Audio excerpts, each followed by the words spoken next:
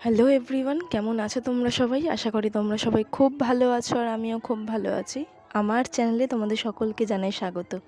আজ রবিবার, সকাল এখন 6:30। সমস্ত চন্দননগরবাসীর কাছে অপেক্ষার অবসান ঘটল। পুজো একদম দোরগোড়ায়। আজ পঞ্চমী। সকাল সকাল বেরিয়ে পড়েছি আমি আর আমার বান্ধবী মিলে। যাচ্ছে এখন ভদ্রেশ্বরের তেঁতুলতলার বুড়িমাকে দর্শন করতে। বলতে পারো আমার এক প্রকার ইচ্ছা পূরণ করতে। বহু দিনের ইচ্ছা ছিল কখনো ওনার মন্দিরের সামনে গিয়ে ওনাকে দর্শন করার সৌভাগ্য আমার হয়নি, তবে আজ হচ্ছে। আর আমি ওনাকে যা দেখি প্রসেশনের দিন, মানে অর্থাৎ শোভাযাত্রা যেই দিনটা হয় আমাদের, সেদিনই ওনাকে দেখি। কখনো এতটা দূরে এসে দেখা হয় না।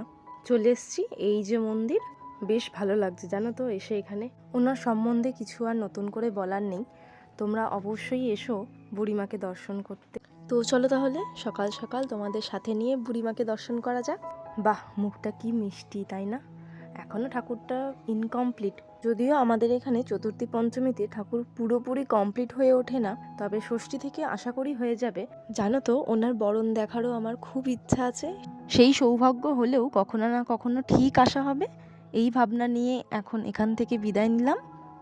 চলে এলাম স্ট্যান্ডে, আর এসে দেখি চোখের সামনে এক ঝাঁক পায়রা।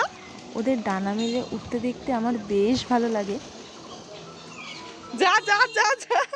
তো চলো তাহলে এবার বাড়ি যাওয়ার পালা।